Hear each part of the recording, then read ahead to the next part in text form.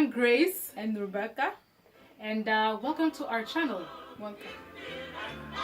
So today we're going to talk about school. School is back in couple weeks, in 2 weeks or 3. In fact, some people are already back in school. Yeah. So we are going to answer question. So I'm gonna ask Grace a question to go and answer, and then she will ask me the same question. So the question is, what was the stupidest thing you did when you first came to college, or something you did you wish you could go back and do it better because you didn't know you was a freshman? You answer the question first. So me, I will say, like when I first came, okay, the class I took when I first came, the class I took, the computer class. It was a very, very, very easy computer class. Until today, I regret it. I feel so mad. I just wish I can go back and slap the person who gave me the class and then put myself on normal class. That guy gave me a stupid class, and then I went to the class, and then the teacher was trying to make me fail the class when it was already stupid. I was so mad. Until today, I regret that. I wish I can just go, but I didn't know I was freshman. I didn't know. I thought the counselor, they knew what they was doing. Oh, the person didn't know what they was doing. I realized that by the end of the semester. I was like, oh my gosh, that was the stupidest. I waste my time, I waste the money, everything. So I'm trying to think of what I did that was stupid. I don't think freshman year I did anything that was stupid, but I definitely followed wrong advice. I did things differently than the way it was supposed to be done, and it came back and bit me in the end. So the advice I would give for regarding mistakes freshman year is, when you're given advice by your counselor, which is like the same thing that happened. A counselor tells you something that you do, just you do don't. it, and then comes back and bites you because don't lay on the counselor. Don't depend on the counselor to be your say-all. Go think to for yourself. Just ask other people their advice. Look at other people's way that they did things.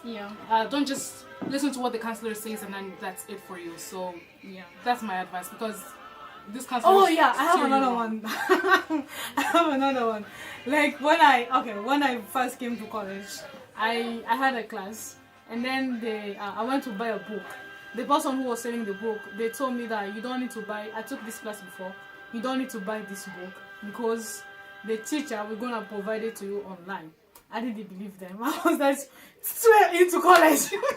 I was ready to head to college, so I didn't believe them. And then one day I bought the book, $300, Bruh. $300.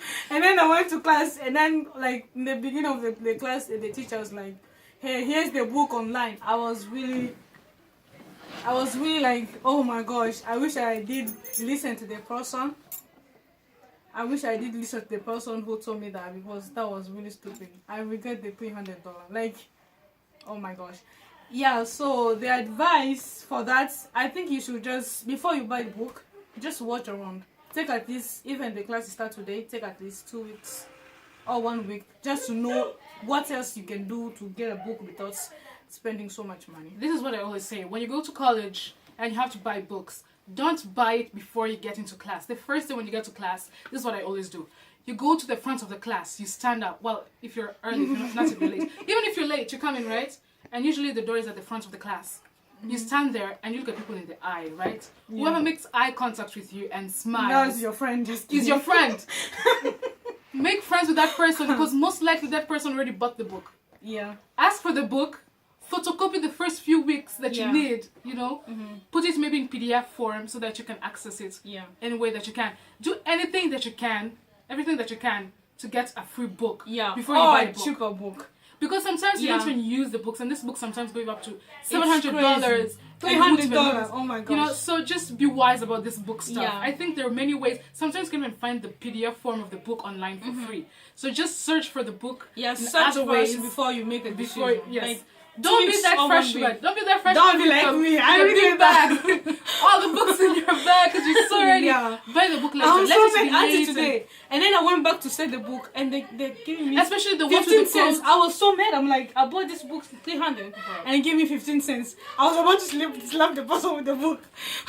Especially the ones with the codes that you have to like open the packaging, and once it's opened you can't take it back. Those ones It's suck. crazy. Well, the codes, if you can buy the code without the book, it's cheaper. Yeah, So but just find a way to do watch that. out some other things. So, and then the next thing we're gonna talk about 5 ideas. 5 ideas you should have when you come to college, or like something that will hold you through the semester. Like, I don't know. Me, I think first of all, for me, I think you need a coffee maker, because if you want to succeed in college, stuff like that, you need to study, and you're gonna end up studying in 5 a.m., 4 a.m. So you need a coffee that we take, even if you have to wake up at 4 a.m. to study for the exam you have at 12. So drink coffee to keep yourself going, even if you're tired. So Definitely. yeah. A planner, I think, will come in handy. With phones these days, you can just use your phone to plan everything, to write down everything. If that works for you, it's fine. But personally, I think a book planner, when you write with your hand, it's more, I don't know, serious.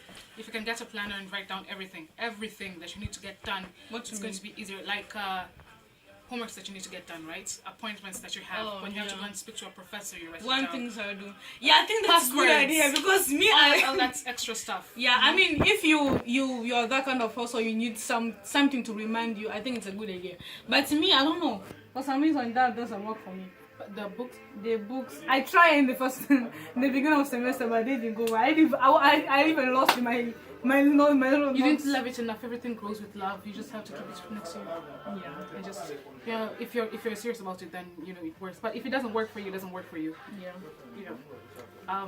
So the next thing I would say, you need to have some type of something you lay into, or like a faith or something like we are Christian, we believe in God.